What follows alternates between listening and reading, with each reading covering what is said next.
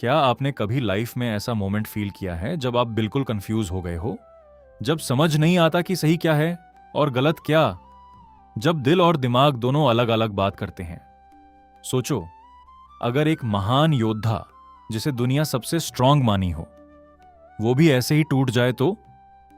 आज हम बात करने वाले हैं भगवत गीता के चैप्टर 1 की बिल्कुल आसान एंड सरल भाषा में, जहां अर्जुन, जो एक वीर योद्धा है, युद्ध के बीच खड़ा होकर अपने ही इमोशंस के सामने हार जाता है। यह सिर्फ एक युद्ध की कहानी नहीं है, यह हम सब के मन की कहानी है। तो चलिए शुरू करते हैं। यह कहानी शुरू होती है महान ग्रंथ भगवत गीता के पहले अध्याय से, जिसका नाम है अर्जुन विषद योग, यानी अर्जुन का दुख और उसका भ्रम। कुरुक्षेत्र के मैदान में दो बड़े वंश, पांडव और कौरव, युद्ध के लिए तैयार खड़े हैं। अंधे राजा धृतराष्ट्र, जो खुद युद्ध नहीं देख सकते, अपने सारथी संजय से पूछते हैं कि इस धर्म युद्ध में उनके और पंडु के पुत्रों ने क्या किया। इस प्रश्न में सिर्फ जिज्ञासा नहीं, बल्कि एक छुपी हुई चिंता भी है, क्योंकि उन्हें कहीं ना कहीं पता है कि उनके पुत्रों ने गलत रास्ता चुना है।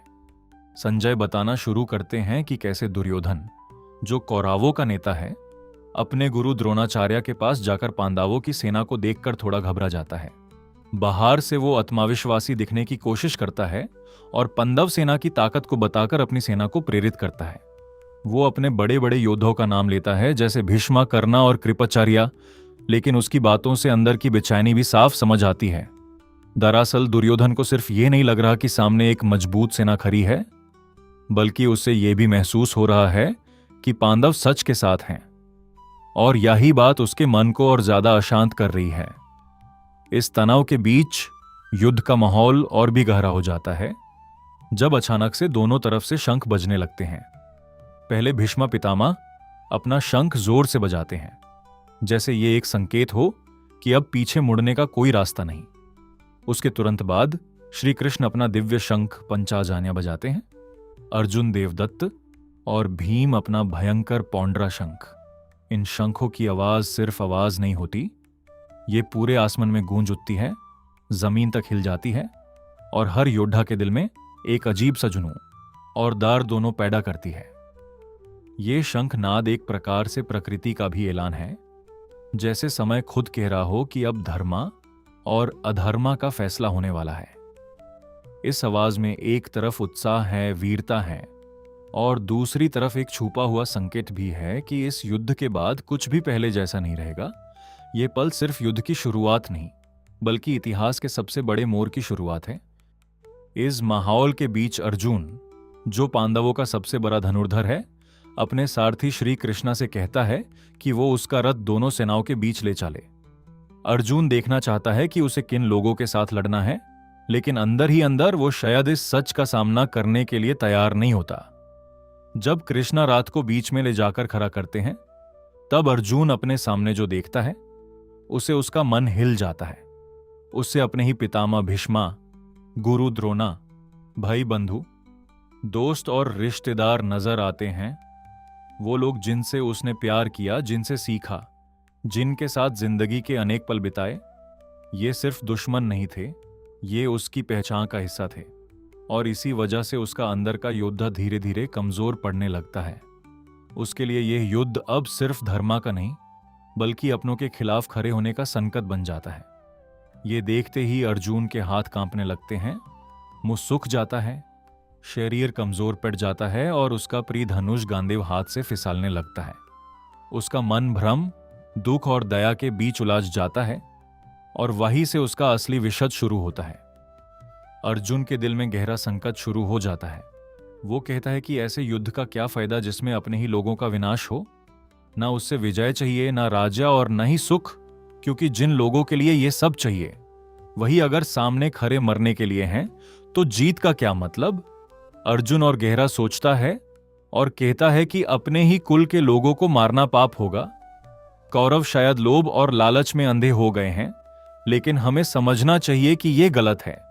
वो समझाता है कि अगर कुल का नाश हो गया, तो कुल धर्मा भी खत्म हो जाएगा, और जब धर्मा खत्म होता है, तो समाज में असंतुलन आता है, परंपरा टूट जाती है, और आने वाली पीढ़ियां भी बिगड़ जाती हैं। अभी तक हमने इंसानों की मन के बारे में जाना कि कैसे पहले हिस्से में दुर्योधन बाहर से आत्मविश्वासी दिखने की कोशिश करता है, लेकिन अंदर से डरा हुआ होता है, क्योंकि उससे पता है कि सच उसके साथ नहीं है।